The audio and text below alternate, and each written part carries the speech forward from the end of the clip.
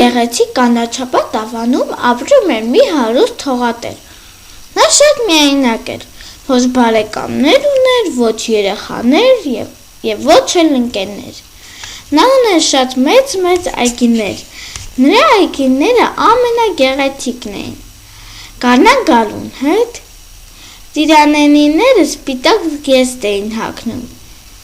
Դեղձենիները դառնում էին գեղեցիկ վարդագույն։ Ճյուղերին դլվելացող ճիճառնակները իսկական երգիչներ էին հիշեցնում։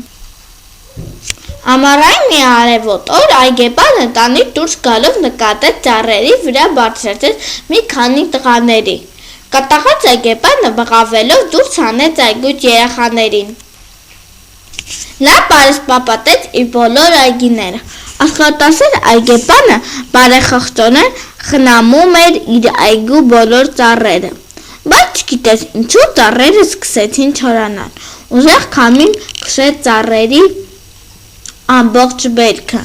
Տերևները թափվեցին,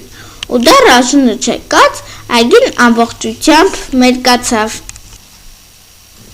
Ինչ անեմ, ինչու այսպես եղավ։ Շուրջ բոլորը կանաչ է, իսկ իմ այգում միայն չար ճյուղեր են։ Հիմա ես ինչ անեմ։ Այս այգիներն էին իմ ապրուստի միակ միջոցը։ Իրեն խոսելով տխուր քայլում էր այգեպանը։ Այդ պահին նրա դիմաց դուրս եկավ մի ոսկեգույն օձ և սկսեց մարդու լեզվով խոսել։ Քո այգում թռչուններ են պետք, որպեսզի մաքրեն ծառերը որդերից, իսկ թռչունները գնացին երեխաների հետ միասին։ Այս ասելով օձն անհետացավ։ Այգեպանը հասկացավ, որ առանց ընկերների ինքը ոչինչ ունենալ չի կարող։ Քանդեց պարիսպները, կանչեց բոլոր հարևաններին։ Երեխաները բարձրացան ծառերին։ Թռչունները ծառերին բներ հյուսեցին։ Այգուց միայն մանկակ ու ծիծաղ թռչունների ծլվելոց էր լսում։ Մի քանի օրում ծաղիկները փոխարինվեցին հյութանի մրգերով։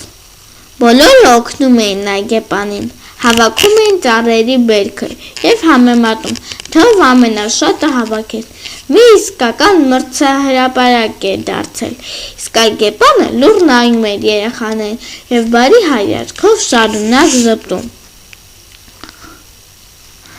Այգեպանը շատ ուրախ էր իր ընկերների շրջապատում։ Այժմ նա մտածում էր ոչ թե հարստանալու, այլ ընկերների հետ ուրախ ժամանակ անցկացնելու մասին։